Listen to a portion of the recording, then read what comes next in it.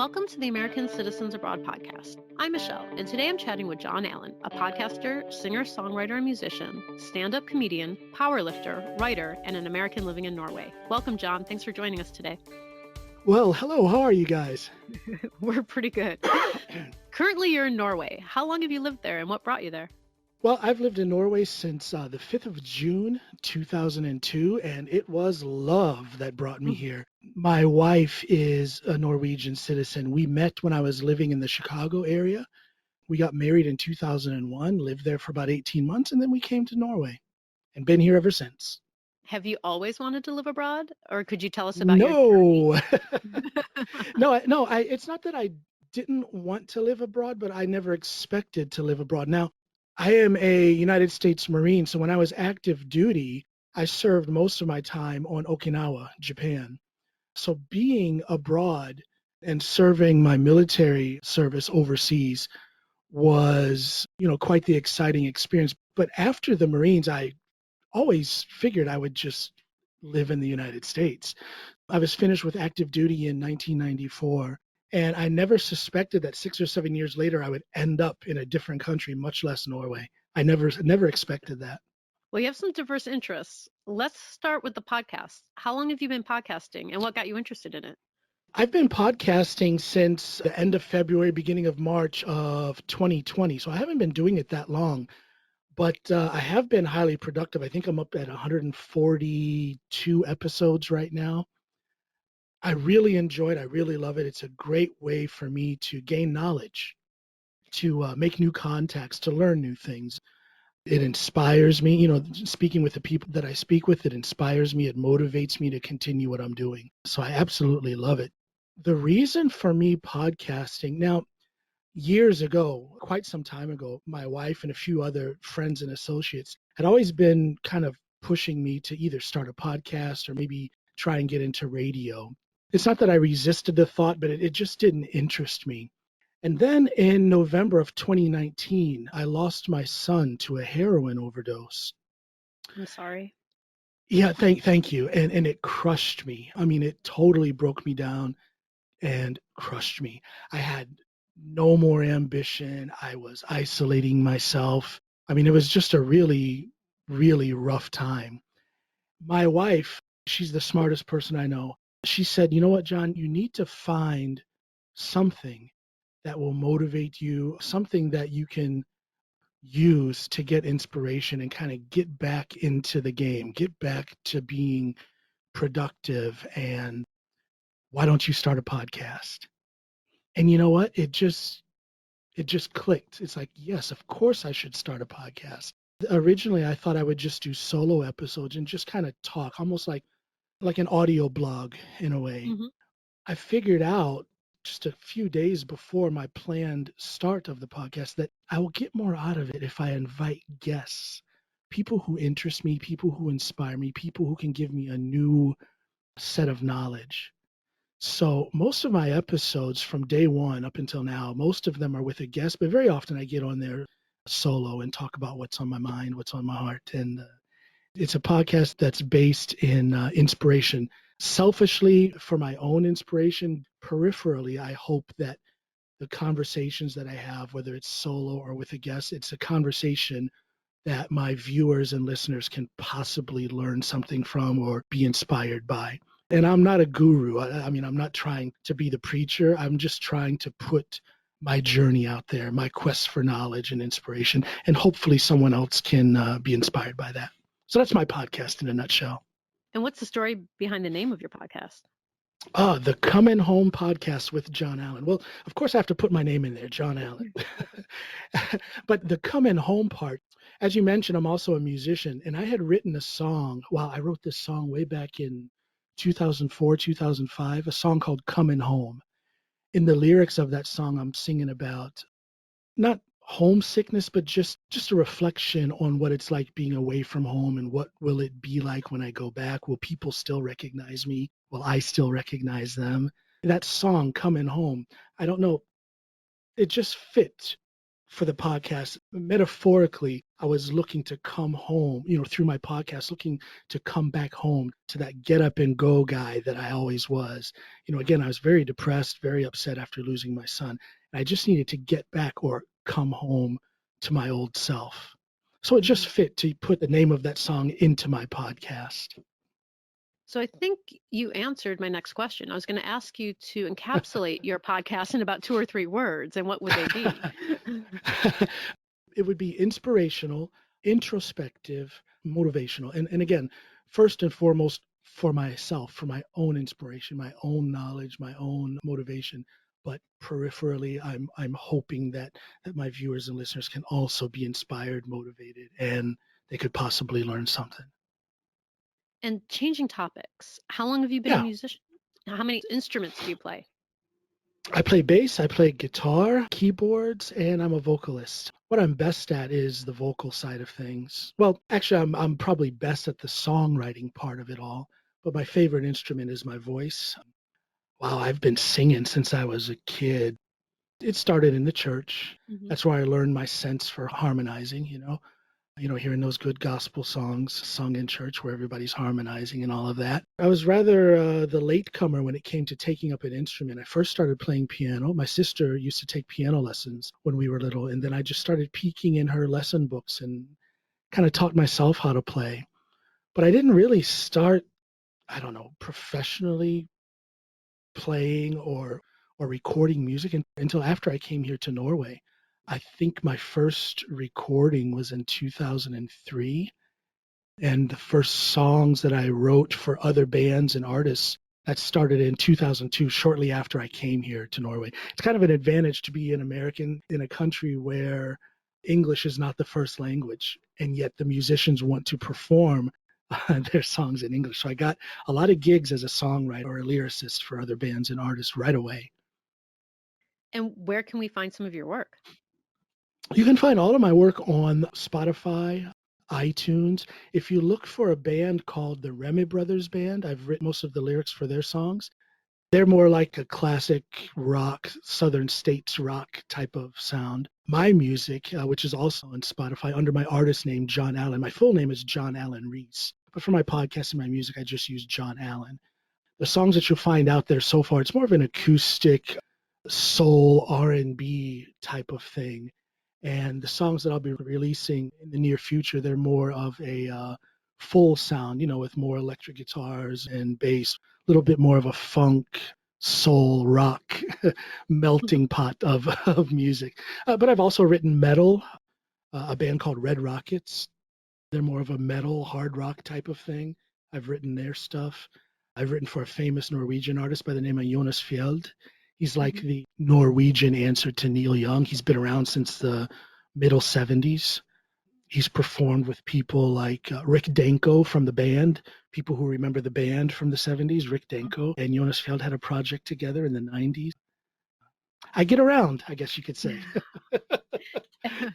And switching gears, you're also a stand-up comedian. Has the time during the pandemic helped or hindered your creative flow? Have you found you're producing more songs and working on more comedy routines during these strange times, or has it been more difficult?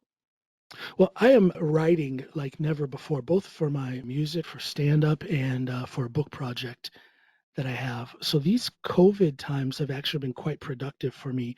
But having said that, I think I've only performed stand-up comedy twice during the pandemic because of all of the restrictions with being out in public. So the opportunities to get out there and perform live in front of an audience have been very, very limited. But I haven't missed performing very much because I've just dove into the writing process. And then I have so many different projects. I'm writing for my stand-up, even though I'm not performing. I'm writing new music, new songs. I'm writing this book.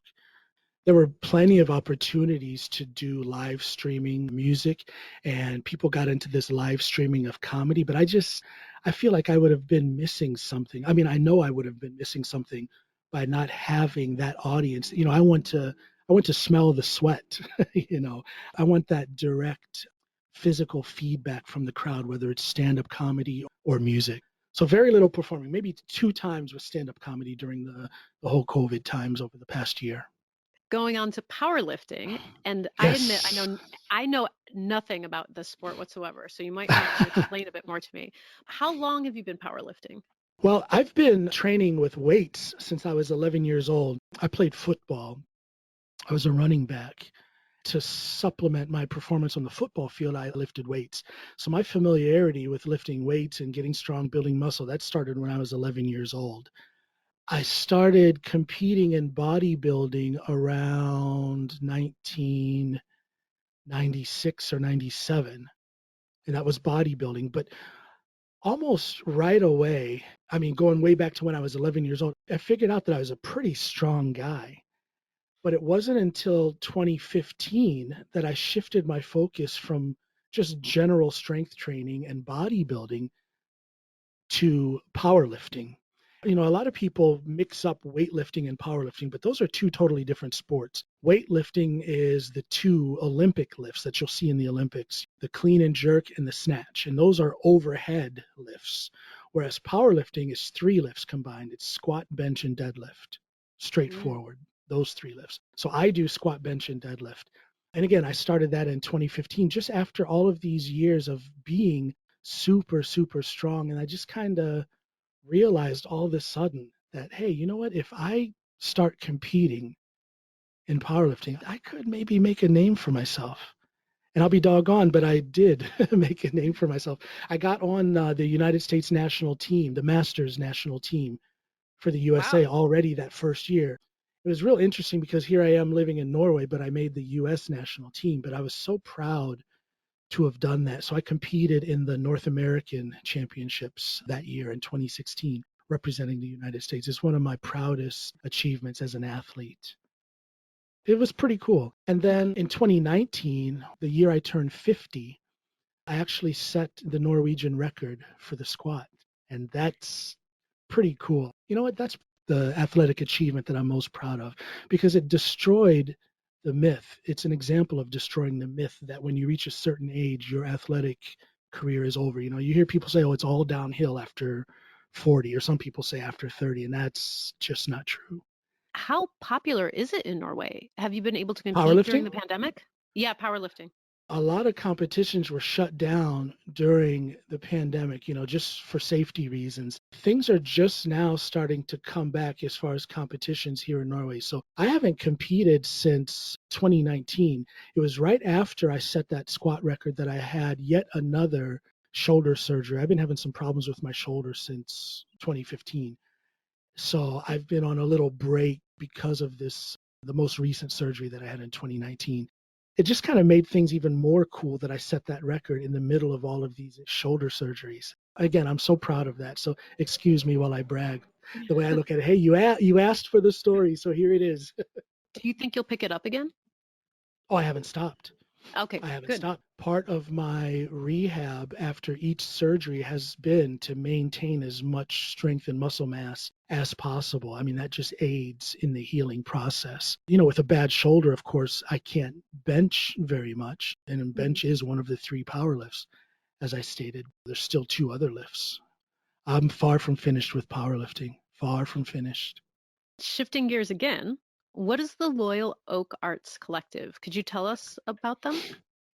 Yes, Loyal Oak. To be a Loyal Oak artist, you just have to be an artist. And when I say an artist, you can be a painter, a sculptor, a musician, a writer, a poet.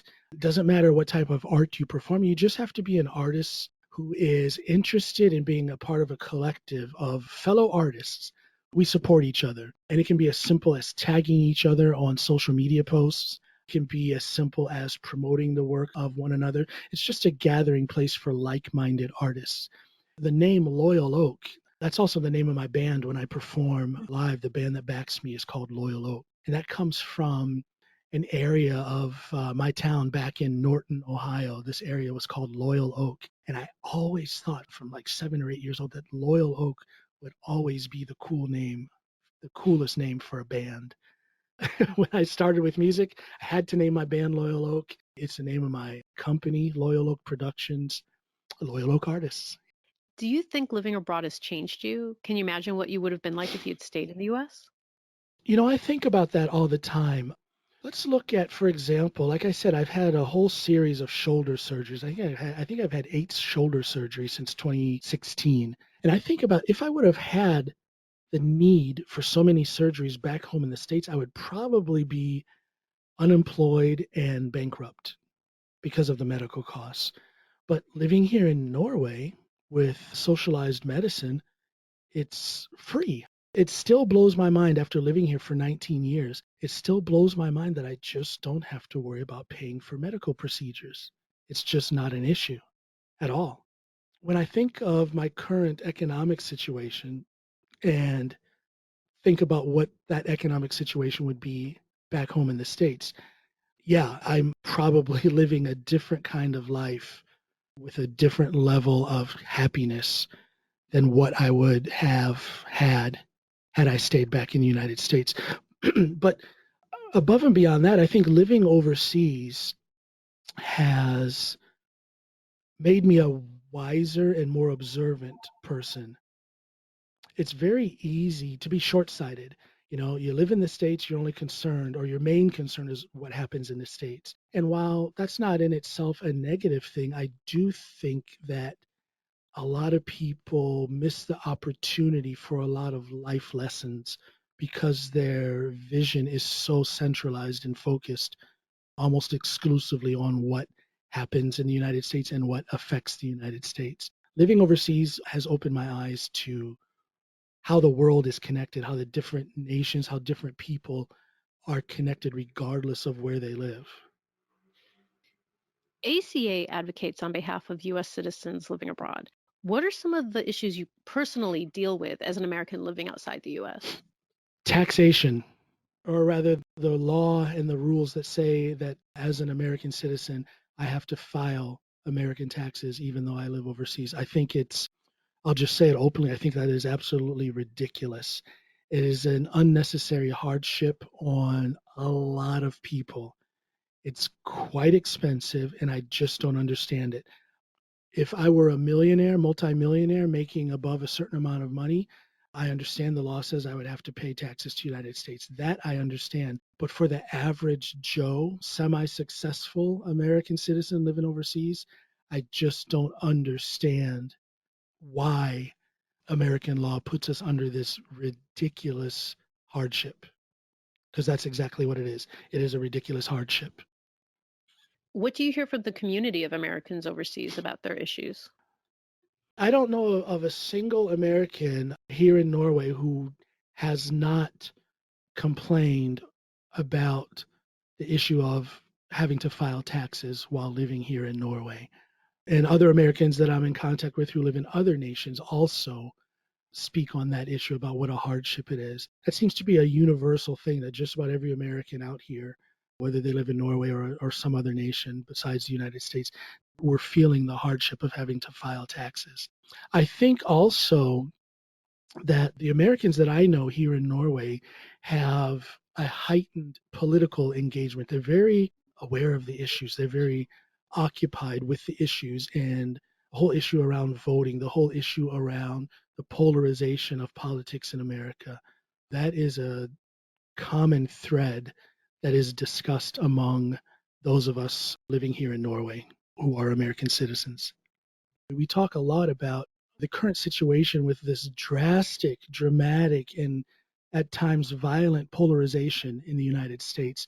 It's really fascinating and depressing and scary and irritating and frustrating to see how the two political parties is they can't even speak civilly to each other anymore. And it wasn't like that 15, 20 years ago when I left the United States for Norway. And it's not just the political parties, it seems to be it's the American people who can't even speak to one another anymore. It's a violence that has literally spilled over out of the political arena and into the streets, literally. You have American citizen against American citizen. It's really a painful thing to watch. It's almost like some sort of syndrome that we expats have where we feel more politically engaged than ever. And it's this feeling of helplessness where we feel like we should be able to say or do something to contribute to building a dialogue. We should be able to say or do something to help fix that situation. And it's so frustrating to be out of the country and almost watching from a distance helplessly. It's very frustrating. How do you think the U.S. can better engage with Americans overseas? Well, they just have to listen and they have to take us seriously. They have to look at us as a legitimate lobbying bloc, a legitimate bloc of interest. We are a part of the American society, even though we live overseas. We're still Americans. We still should be heard, but we don't have that lobbying force that makes us heard. I think that if a reasonable politician were to get a genuine grasp of the issues that directly affect us here overseas, in particular the taxation issue, I do believe that there would be some changes. To me and to most people, it's quite clear that is a very large flaw in our tax system, and yet nothing changes. It's not even spoken of on the floor of Congress because we just don't have that representation. We're not heard, we're not seen. And yet they expect us to pay taxes if we make over a certain amount. To put it in street terms, what's up with that? Why don't they hear us? Why aren't we being properly represented? Any final thoughts you'd like to share? Final thoughts. Isn't life wonderful? How's that for a final thought? life is good. I would like for people who are listening, if you're not an American abroad, I'm sure you guys have listeners who are still living in the United States. I would like for those Americans still living in the United States to understand that we who have moved overseas, we are just as much American as you are. We are still following the issues. We still vote. We still file our taxes. We're like your long lost cousins, but we're still family. We're still blood. Thank you, John, for taking the time to join us today. I just want to thank you for the opportunity to come on your show and speak and be heard. I really appreciate it. Thank you so much. Oh, we're delighted to have you. Thank you. The American Citizens Abroad podcast is a monthly podcast that is published the second Tuesday of each month. It is edited and produced by me, Michelle, and is a product of American Citizens Abroad. You can find us on Twitter at ACA_podcast, on Facebook at American Citizens Abroad Podcast, or you can email us at podcast@americansabroad.org. Remember, give us a good rating on Apple Podcasts so other Americans living abroad can find us.